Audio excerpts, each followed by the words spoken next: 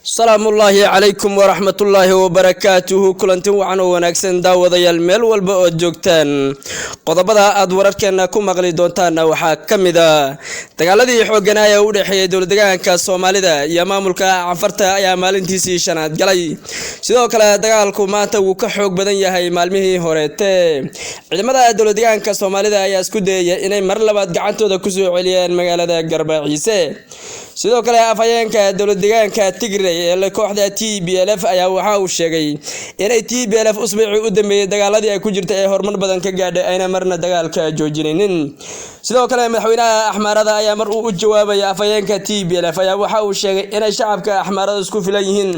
ayna mar dambana dhici doonin TPLF inay gudaha ku sii jirto gobolka Axmaarada sidoo kale kooxda ka dagaalanta gobolka Oromiya ayaa waxa ay sheegtay inay dhul ballaaran isku sii ballaarinayso deegaano badan ay maamul uba sameeyeen qodobada iyo qodobo kale oo faahfaahsan ayaad wararkeena ku maqli doontaan taariikhdu waxay ku beegan tahay 29 bisha 8 2021 hadaynu u guda galo wararkeeni oo faahfaahsan maamulka dowladda Soomaalida ayaa iska caabin badan wuxuu kala kulmay deegaanka Cafarta sidoo kale ciidamada dowladda Soomaalida ayaa saaka weerar ballaaran waxa ku qaadeen degmada Garbaciise sidoo kale waxa la soo sheegay dagaal xoogan inay ka socdaan duleedka magaalada Garbaciise Cafarta ayaa waqtigii ay dowladda federaalka ku dhawaaqday xabad joojinta in la isku yimaado magaalada Addis Ababa oo laga gaaro dagaaladan xoogan ee ka sii daraya maalinka ka dambeeya in wax un heshiis ah laga gaaro oo xabada lagu baajin karo ayaa waxa la dareemay inay maamulka Cafartu shalay hub badan iyo gaadiid dagaal ay ku soo gureen magaalada Garbaciise waqti la filayay in shacabka ka soo qaxay dhulkaasi lagu celiyo isla maantadan sidoo kale saacadahan waxa la soo sheegay inuu dagaalku aad u xoog badan yahay ilaa saaka waagi bariyana uu dagaalku socdo ciidamada dowladda Soomaalida ayaa waxay isku dayeen inay dhulkan ay Cafartu ku sugan tahay gebi ahaanba ka sifeeyaan wada hadal aan laga bageli doonin magaalooyinka ay hadda Cafartu ku sugan tahay dhulka Soomaalida ka tirsan ciidamada dowladda Soomaalida ayaa la soo sheegay guulo badan inay saaka ka gaareen dagaalkii jiidii hore iyo difaacii hore Cafartana ay jabiyeen haddana inay gacantooda gashaba ay qarka u saaran tahay degmada Garbaciise dowladda Soomaalida ee Itoobiya ayaa mar walba wuxuu hoggaansamaa sharciyada ay soo rogtay dowladda federaalka hase yeeshee maamulka Cafartu markasta wuxuu ka faa'iideystaa afka dowladda ee xabad joojinta waqtiga ay dowladdu ku dhawaaqdo xabad joojidana maalinka maamulka Cafarta asaga waxa uu tahay maalinkiisa nasiijaha ee hubka uu urursado ayadoo la filayay maanta inay dowladda Soomaalida ay shacabkii dhammaan ka soo qaxay dhulkaasi ay dib u celiyeen ayaa waxa la sheegay inay Cafartu mar labaad weerar kala wado sidoo kale Cafartu saaka weerarkii ay soo qaaday difaac adag ayaa laga galay gebi ahaan cagta la mariyay sidoo kale waxa la soo sheegay ciidanka dowladda hadda inay gudaha u galeen magaalada Garbaciise iyo nawaaxigeeda sidoo kale afayeenka TPLF ayaa waxa uu sheegay in ayna Tigray u kala joojin doonin dagaalka ay kula jiraan Itoobiya ilaa ay dowladda federaalka Itoobiya miiska wada hadalka timaado waqti oo afayeenku la hadlayay warbaahinta ka howlgasha gobolka Tigrayga ayaa waxa la sheegay in uu afayeenku sidoo kale sheegay inay TPLF guulo waaweyn ka gaadhay dhulkii ay dagaalka ku gashay TPLF ayaa waxay sheegtay hadda magaalooyinka uu dagaalku ka socda ama gacantooda ku jira inay ka mid tahay magaalada Marsa iyo Jales iyo Hulela sidoo kale caasimada gobolka Wollo ayaa waxa la soo sheegay ee Wakazaldo inay qarka u saarantay inay gacantooda gasho kooxda TPLF dowladda federaalka ayaa maalmihii ugu dambeeyay difaac badan kaga jirtay si ay kooxda TPLF ugu joojin lahayd meelaha ay joogaan sidoo kale dowladdu waxa ay sheegtay in gabi ahaanba la joojiyay orodkii badnaa ee TPLF ay ku jirtay iyo dhulkii ballaarnaa isku sii ballaarnaysay sidoo kale dowladdu waxay gabi ahaanba cagta marisay usbuucii la soo dhaafay dhul ballaaran oo ka talinaysay TPLF sida magaalada Debrecen iyo magaalooyin badan oo hoos taga madaxweynaha deegaanka Axmaarada isna markuu shalay hadlayay waxa uu sheegay in ay shacabka Axmaaradu tahay waqtigii ay sabaabuli lahaayeen wuxuuna sheegay madaxweynuhu inay marna dhici doonin TPLF inay gobolka Axmaarada qabsadaan ama dalweynaha Itoobiya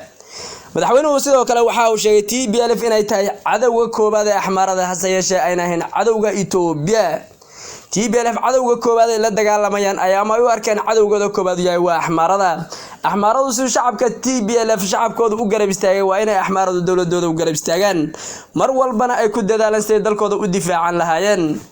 madaxweynaha Axmaarada ayaa sidoo kale waxa uu sheegay haday TPLF suurta gasho inay gobolka Axmaarada qabsato ama Itoobiya inteeda kale inaan shacabka Axmaarada maqalkiisa iyo muuqaalkiisa dambe la maqlaynin jaaniskuna uu hadda la gudboon yahay inay istifaacaan madaxweynaha ayaa waqti uu la hadlayay dhalinyaro badan oo Axmaaro oo ku sugan meesha goobta uu ka hadlayay ayaa waxa uu sheegay maanta jaaniska ay haysataan bari ma heli doontaan jaanis waxaad haysataan dawladdiinu ayna garab taagan tahay hub iyo wax walba maalahana ay nala garab joogto dhulkiinana waa difaacan kartaan cid kale inay maqana ma jirto madaxweynaha Axmaarada hadalkiisa ayaa ku soo beegmay xilli la filayay soo noqodkii wasaaraha dalka Itoobiya inuu TPLF nabar weyn ku dhici doono hase yeeshee waxaad moodaa TPLF wali goobahooda inay ka dagaalamayaan maadaama ay hakiyeen orodkii badnaa ee TPLF iyo xawligii ay ku socdeen madaxweynaha Axmaarada sidoo kale waxa uu sheegay in uu dagaalka shacabka Axmaarada u kala hadhi doono TPLF-na laga saari doono maalmaha soo socda gobolka Axmaarada oo TPLF lagu celin doono meelihii ay ka soo duulaan iyo dhulkii ay ka talin jireen hase yeeshee gobolka Axmaarada inuu boos ay TPLF kaga sii joogto inuu oga banaanayn sidoo kale madaxweynuhu wuxuu sheegay siyaasiyiinta la safan TPLF ama hoosta kala shaqeynaysa in sharciga loo horkeeni doono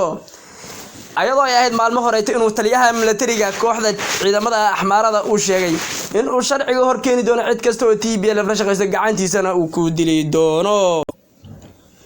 sidoo kale jabhadda xoreynta Oromiya ee loo yaqaan OLF ayaa waxay sheegtay inay dhul ballaaran ka qabsatay dowlad deegaanka Oromiya jamhadan oo ah jamhad aad u fiican ayaa waxa la sheegayaa sanadka ka awood badan tahay inuu jirin jamhada ayaa waxa isku ballaarisay dhul badan oo ka tirsan dhulka Oromiya sida la sheegay jamhadu gabi ahaanba waati usbuucii la soo dhaafay jartay wadadii weyneed ee isku xidhisay magaalada Addis Ababa iyo dalka Kenya wadadaas oo wayd wada muhiim ah deegaanka Oromada ama Itoobiyada kale ayaa la sheegay in gabi ahaanba maamulaan jamhadahan mucaaradka ee Oromiya jamhadan mucaaradka oo ah jamhad ka baxday jamhadii hore ee heshiiska la gashay dawladda Itoobiya waqtigii Dr. Abiy Ahmed uu isbedelka ku yimid jamhadan ayaa waxa la sheegayaa hadayna dhul ballaaran isku baahisay hase yeeshee lama garanayo meelaha ay xukumi doonto ama meelaha ay dhaanka ku furi doonto sidoo kale maamulka dawlad deegaanka Soomaalida Itoobiya ayaa shalay soo bandhigay gaadiid aad u fara badan oo la sheegayo in uu yahay gaadiid ay dawladdu soo iibsatay gaadiidkan oo u muuqday gaadiid ciidan iyo gaadiid noocyadiisa kala duwan ayaa waxa la sheegay in uu ku soo beegmayo waqti ay dawlad deegaanka Soomaalida dagaal culus ay kula jiraan deegaanka Canfarta dagaaladan culus ee ka soo cusboonaaday gobolka Canfarta ayaa waxa la sheegay dawlad deegaanka Soomaalida inuu gabi ahaanba ka helin wax taageero ah oo ka baxsan gudihiisa iyo inta asagu oo gacanta ku hayo dawlad deegaanka Soomaalida ayaa u dardar gelinaya ciidamada inay si fiican u abaabulaan oo dagaalka iyo deegaankaba ay difaacaan